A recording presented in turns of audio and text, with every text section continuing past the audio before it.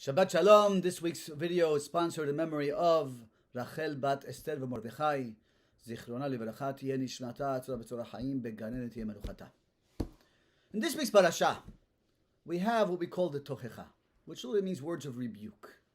But there are 98 kilalot, curses, that are found in our parasha.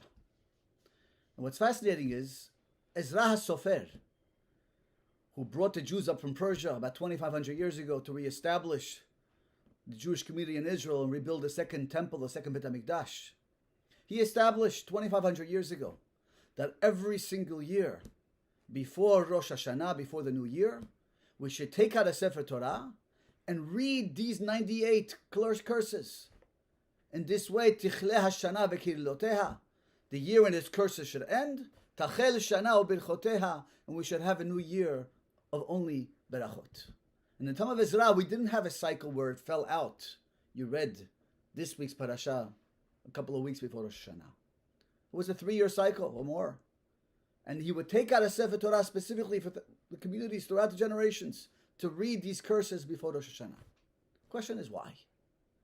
If you want to not have a year of kilalot, you would think maybe we shouldn't read them at all. Why remember these curses? So I want to share with you an idea. See, at the end of the parasha, after it goes to the 98 kilalot, 98 curses, it says the words, Ele divrei haberit. These are the words of the covenant. You see, God made a covenant with us, with the Jewish people, that if we follow and we let Him guide us, and He gives us the Torah and the mitzvot, and if we follow in His path, then Hashem will pick us as His unique nation and will shower beracha on us, protect us.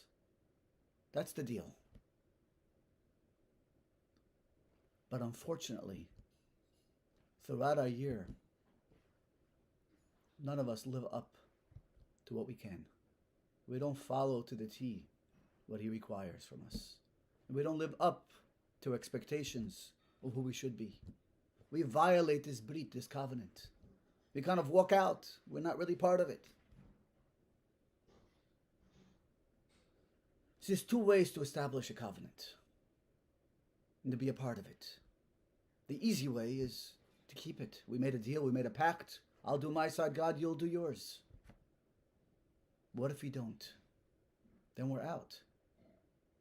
So the answer is there's another way to keep the pact, to keep that covenant, to keep that brit with God. If we recognize that everything that happened this past year in our lives, all the challenges, the difficulties, the sickness, whatever it may be, God threw in our path, and this year was a challenging one for all of us. If we recognize that's all part of the brit, that's all part of the covenant, it's not haphazard, but there's a reason why it happened. It's because we have a pact with God. And we recognize that everything that happens to us this year is because of this brit, this covenant that we made, and that we're not following it. So then we're also keeping that brit. And we're part of that pact. We're part of that covenant. You see, on Rosh Hashanah, if you look at our prayers, there's almost no mention of, God shower me with this and give me that, all our requests. There's no requests on our prayer. Here we're judged for a new year, that we want to have a great year, and nothing. We don't ask anything about anything. The focus of the prayers really are Malchuyot, God is king and ruler of the world, Zichronot, remembrances, and Shofarot. That's it. But if you look at Zichronot, remembrance, we finish the section in Musaf dealing with Zichronot, remembrance, Hashem shall remember us, let Tovah for good. We finish with the words, Baruch Ata Hashem, blessed are you Hashem, Zocher HaBerit, who remembers the covenant, the brit He made with us. You see, if we reflect on our year, and we recognize that everything that happened to us is because of this brit, this pact that we made in this deal, and that we didn't keep up to our expectations, so there's consequences. So then we're part of the brit. And when we stand on Rosh Hashanah before God, and we say, Zocher HaBrit, remember, Hashem, we're your children, the ones you made that pact with. And we said if we keep the Brit, we keep the covenant, you will protect us, you would guide us, you will shower us with blessing. So now in Rosh Hashanah, when we read out loud in front of a minyan, and we say these klalot, we're proclaiming aloud, we recognize that everything that happens to us, the challenges, the difficulties, are part of this Brit. So when we stand before God on Rosh Hashanah, we say, Zocher HaBrit, remember God. We recognize that we're part of this Brit.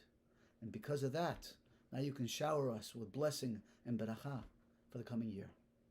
So by reading these klalot, we put ourselves power into this covenant, even though we didn't follow it to a T. And this way comes Rosh Hashanah. Will be Tachel Shana Birchoteha.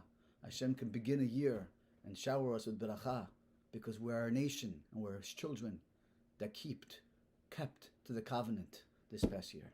Shabbat Shalom. Hashem should bless us and give all of us a Shana Tova Varechet, a Ketiva V'Chatima Tova.